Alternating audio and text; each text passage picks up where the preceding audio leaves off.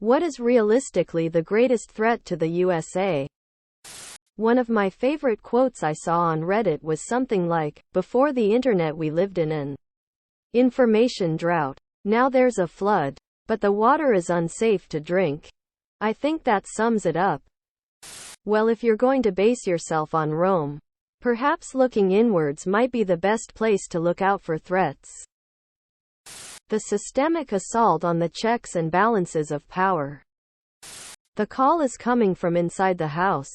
And this has always been known. Washington spoke about it. Lincoln spoke about it. Eisenhower spoke about it. Just like any other empire, it falls apart from within. Misinformation, media manipulation, rage bait, anything that gets us angry at ourselves. The most common form of this is to dehumanize the other.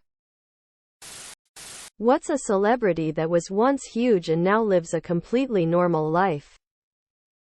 The kid who played Charlie in the original Willy Wonka. He went on to be a veterinarian. Bill Watterson, creator of Calvin and Hobbes, refused to license his work out and retired when the comics were huge at 37. Walked away from potentially hundreds of millions because he thought it would jeopardize the integrity of his art through commercializing it.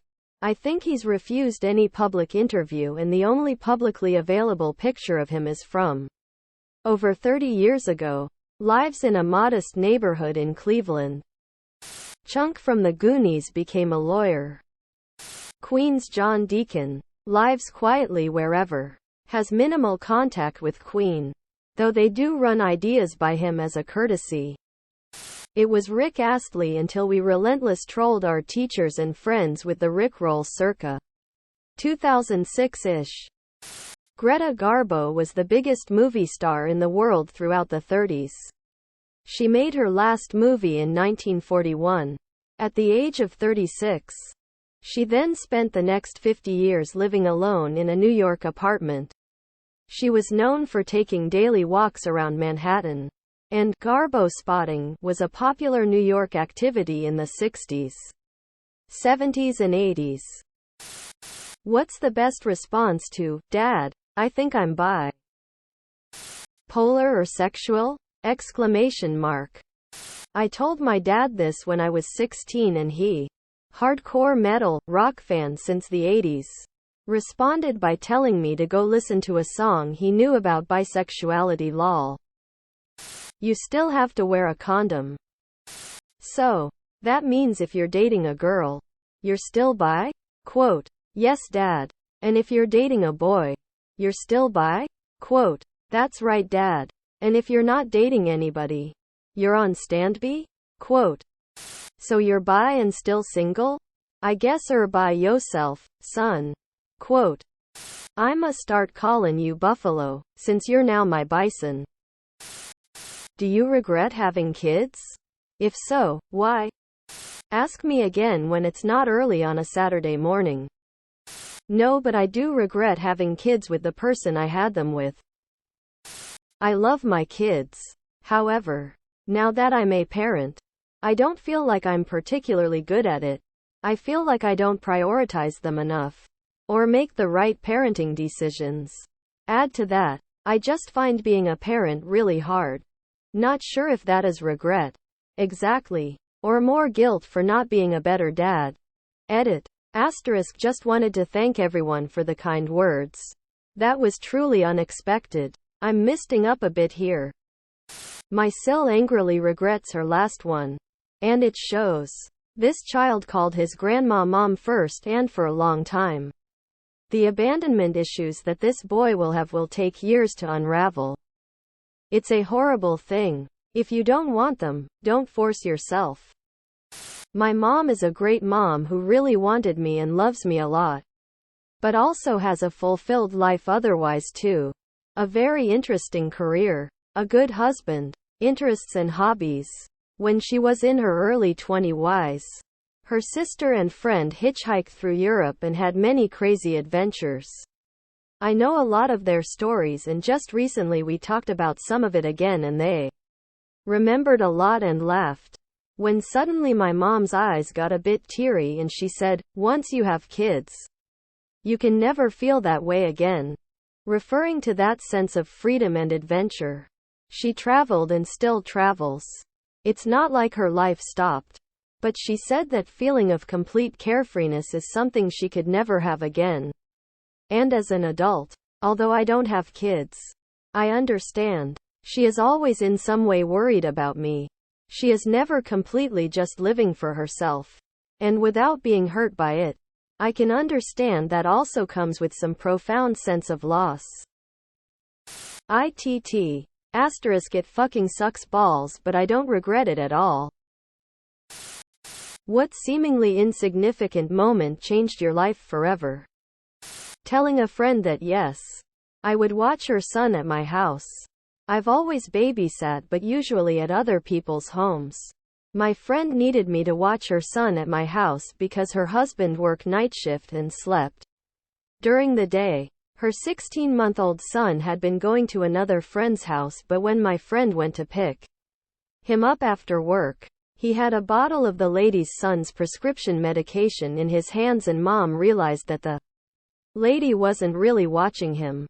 He also wouldn't sleep at night because the lady slept all day and let the toddler sleep all day too, so that she wouldn't have to do anything except occasionally change his diaper and feed him some lunch. After I started watching him, my friend was so amazed because finally he was sleeping all night long. Oh, toddlers can sleep at night. She really couldn't pay me much, but she paid me what she could. I still babysat on the side, and she told anyone and everyone looking for childcare that they could trust me, so I was babysitting multiple children at my house, and while it didn't make me rich, I had plenty to live a decent life on and made some lifelong family friends. At one point I had a waiting list because I couldn't take on anymore. It also helped me to realize that I enjoy teaching toddlers and preschoolers. Choosing a random book in a library introduced me to my career passion in environmental science. Playing Pokemon Mystery Dungeon Blue Rescue Team as a kid. The final dungeon theme, Sky Tower, was what stopped me from quitting piano in high school. That spiraled into learning new instruments, making my own arrangements and covers of video game music, VGM, on YouTube, attending conventions, forming a jazz band dedicated to VGM in college, and even my influencing career path. I have a degree in mechanical engineering with a focus in acoustics and noise control. And now I work at an architecture firm. Hands down the most influential piece of media in my life. I overheard a conversation in a coffee shop about a job opportunity. Applied for it, and it ended up being my dream job. I decided to take a different route to work one day and stumbled upon a small art gallery. It inspired me to start painting again after years. Got on a bus home one night. Bumped into a girl I'd had a fling with that didn't pan out but I'd always regretted. Got chatting and reconnected. We have now been married 14 years and have an amazing 6-year-old daughter. What is not as fun as it would seem to be? Game testing. Traveling for work. Always thought it would be fun to see the world on someone else's dime. The novelty wears off very quickly.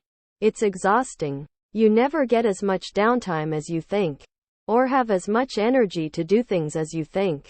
And after a while you start to really miss home-cooked food, your own bed, etc. Living in a little village on a mountain. Everything is super expensive, and everyone's an alcoholic. New Year's Eve in Times Square. Being a zookeeper. I thought it would be my dream job growing up. Studied zoology for 4 semesters and fought hard to get an internship in the field. I quit within a week.